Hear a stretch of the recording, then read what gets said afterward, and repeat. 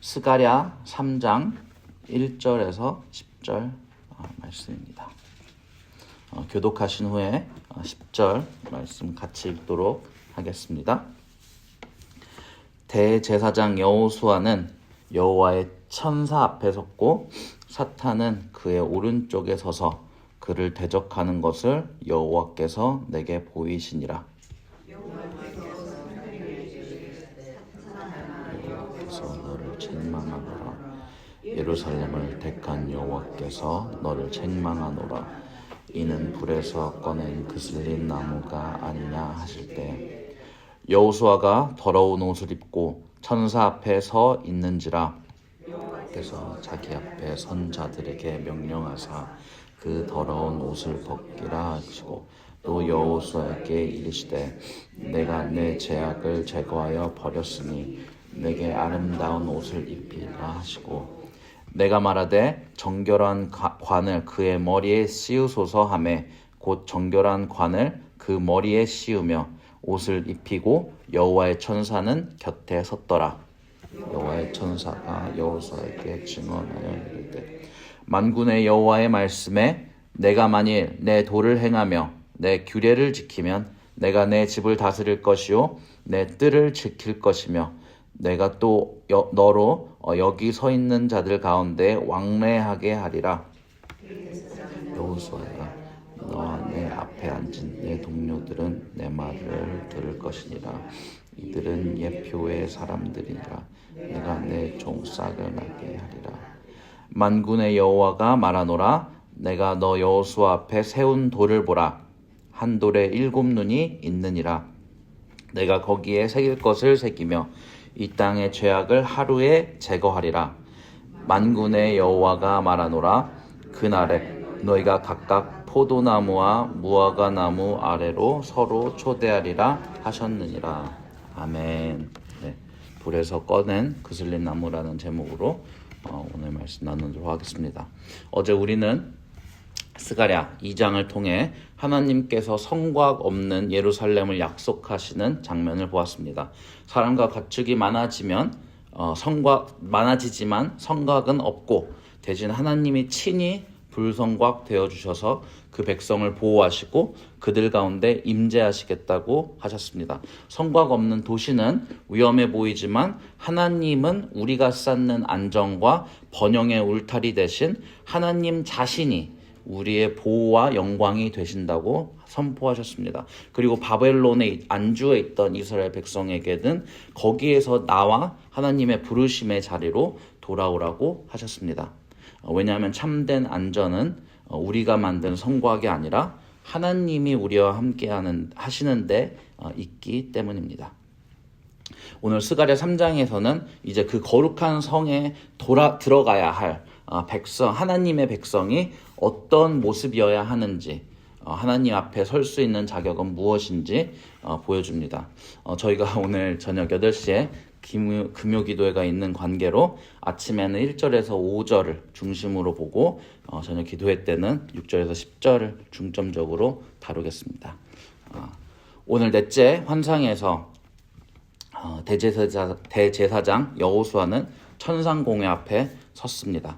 다 아시겠지만 이 여호수아는 모세의 뒤를 이은 이스라엘의 리더 여호수아가 아니고 수세기 후 포로 시기를 지나 이스라엘의 남은 백성이 다시 예루살렘으로 돌아왔을 때 대제사장으로 선출되었던 인물입니다. 대제사장은 욤키퍼라고 하는 대속제일에 특히 큰 일을 감당하는데 레위기 16장에 따르면 이스라엘이 1년 동안 지은 모든 죄를 대속받는 일을 속죄하고 대속하는 일을 감당합니다. 자신의 죄를 씻기 위해서 숫송아지를 속죄 제물로 바치고 순양을 번제로 드리고 이스라엘 백성의 모든 죄를 씻기 위해서 또 순염소 2마리를 속죄 제물로 잡고 순양을 번제로 또 드렸습니다. 이게 쉽지 않은 일인 게요. 저희 주방에서 다 각이 뜬 고기를 손질하는 것도 시간이 오래 걸리고 힘들잖아요. 근데 이 시대 때 제사장들은 살아있는 동물을 제사 드리기 위해서 각을 잡고 살아있는 상태에서 각을 뜨고 번제단에 태우는 것까지 피를 곳곳에 뿌리는 일들도 감당해야 하는데 생각해 보시면 대제사장직이 그렇게 매력 있는 일은 아니었을 것 같습니다. 피범벅의 제단 주변에 있는 피 냄새와 고기가 타는 냄새에 휩싸여서 이 일을 하루 종일 감당해야 했는데요. 하나님은 이것을 통해서 이스라엘을 대속하셨습니다.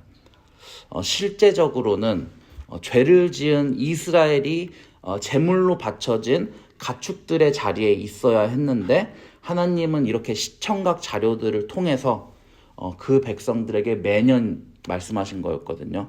죄에서 씻음을 받고 정결해야 한다. 하나님과 가까워진다고 하는 것은 거룩이신 하나님과 교제하는 자리에 죄가 들어갈 틈이 없다는 것을 계속해서 1년 동안 보여주셨던 것입니다. 이 일을 가장 가까이서 피부로 느끼며 살아야 했던 사람이 대제사장이었거든요. 오늘 그 대제사장 여호수아가 여호와의 천사, 여호와 하나님, 그리고 대적인 사탄 앞에 법정 앞에 섰습니다. 사탄은 여호수아를 고발합니다. 이자가 대제사장입니다. 하나님. 어떤 내용으로 고발했는지는 저희가 어떤 말로 했는지는 알 수 없지만 문맥을 봤을 때 여호수아의 옷차림에서 그의 상태, 또 그 대제사장이 대표하는 이스라엘의 상태를 또 알 수 있습니다. 3절입니다. 여호수아가 더러운 옷을 입고 천사 앞에 서 있는지라. 아까 레위기 16장을 얘기했는데 거길 보시면 대속죄일에 자신의 죄를 씻고 주님이 좌정하시는 성막에 들어가는 대제사장의 옷은 깨끗한 세마포 옷이어야 했습니다. 세마포 기억나시죠? 어디서 많이 들어왔는데 저희가 요한계시록 19장에서 봤던 주님의 편에 서는 정의와 공의, 또 성도들의 옳은 행실을 나타내는 옷이 깨끗한 세마포 옷이었는데 그것을 입고 주님 앞에 서야 했는데 오늘 본문에 나오는 대제사장 여호수아의 옷은 세마포 옷이 아니고 더러운 옷입니다. 여호수아 개인의 옳지 못한 행실을 나타낼 수도 있지만 그는 대제사장이기 때문에 그 대제사장이 옳은 행실을 가지고 있지 않았다면 그가 대표격으로 있는 그 이스라엘의 전체 나머지 백성들은 어땠을까요? 두말하면 잔소리일 겁니다. 안 봐도 또 뻔한 비디오였겠죠. 사탄이 우리를 기소하는 것은 우리의 옳지 못한 행실이고 정결하지 못한 삶입니다. 주님을 따르겠다고 다짐하고 살아도 우리는 매번 죄에 빠지면서 우리의 옷을 더럽힙니다. 레위기 16장에 다시 따르면 이렇게 부정한 상태로 주님 앞에 서면 죽습니다. 속죄소 앞에 아무나 갈 수가 없거든요. 그래서 사탄의 고발의 내용을 보면 딱히 틀린 부분은 없습니다. 그런데 2절에 보면 기이한 일이 일어납니다. 여호와께서 사탄에게 이르시되 사탄아 여호와께서 너를 책망하노라. 예루살렘을 택한 여호와께서 너를 책망하노라. 아니 죄를 지었고 있을 수 없는 일을 저지른 여호수아 그리고 이스라엘을 사탄이 기소했는데 판사가 검사를 책망합니다. 검사인 사탄은 얼마나 억울했겠습니까?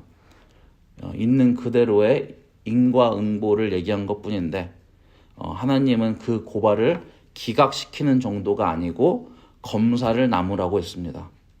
이해가 되실까요? 저의 상식으로는 이게 이해가 되지 않는 게 맞습니다.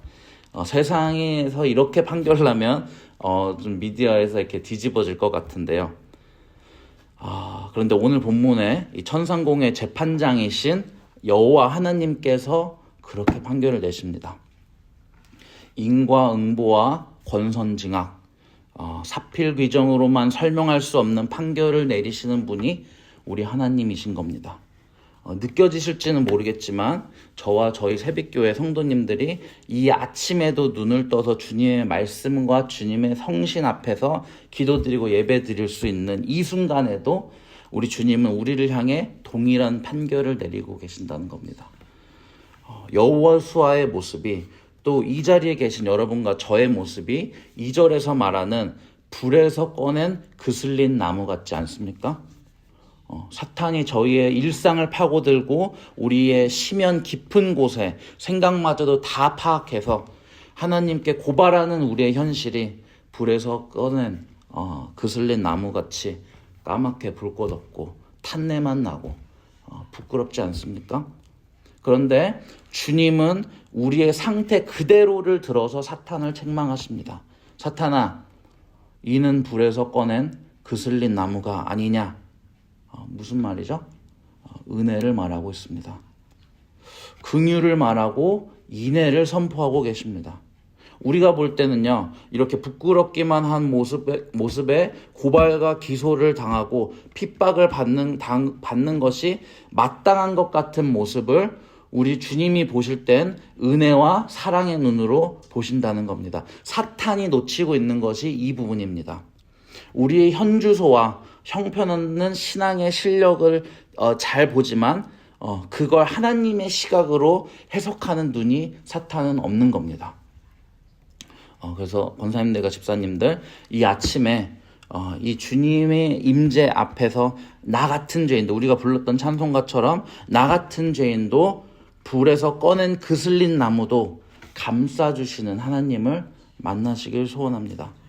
에덴 동산에서부터 죄지은 아담과 하와가 나뭇잎으로 그들을 가렸을 때 가죽옷을 지어 입혀주셨던 동일한 하나님께서 오늘 여호수아의 더러운 옷을 벗기시고 죄악을 제거하시며 그에게 아름다운 옷을 입히십니다. 정결한 관을 머리에 씌우시고요, 천사들이 곁에 서서 우리를 안위하시는 이가 우리가 오늘 본문에서 보는 여호와 하나님이십니다. 더 나아가서 우리가 교회 안을 볼 때 혹시 우리 시각에서는 세마포를 입지 않은 것 같은 여호수아 같은, 오늘 본문에 나오는 여호수아 같은 사람들을 볼 때가 있습니다. 우리는 우리 스스로에게 질문해야 합니다. 우리는 그들을 기소하는 사탄입니까? 아니면 은혜를 끼치는 하나님의 천사들입니까? 성곽 없는 성읍으로 부르신 하나님은 이제 그 성에 거할 자들을 정결하게 하시고 회복시키시며 제사장의 옷을 새롭게 갈아입히시는 은혜를 주십니다. 우리가 하나님의 나라를 향해 걸어가고 있다면 오늘 우리에게 가장 필요한 것은 우리가 쌓은 자격이나 조건이 아니라 오직 하나님의 은혜로 주어지는 새로운 옷, 새로운 정결함일 것입니다. 오늘 그 은혜를 다시 입고 힘입고 담대히 주 앞에 설 수 있기를, 말씀으로 나아가시기를 소원하고 기도하겠습니다. 같이 기도하겠습니다. 주님, 우리를 불에서 꺼낸 그슬린 나무와 같은 모습에서도 버리지 아니하시고 사탄의 고발 앞에서 우리를 변호하시며 새 옷 입혀주시는 은혜를 감사합니다. 우리의 더러운 옷을 벗겨주시고 죄악을 제거하시며 거룩한 관을 씌워주시는 주님 앞에 나아가오니 오늘 우리의 의가 아니고 오직 주님의 은혜로 서게 하여 주시옵소서.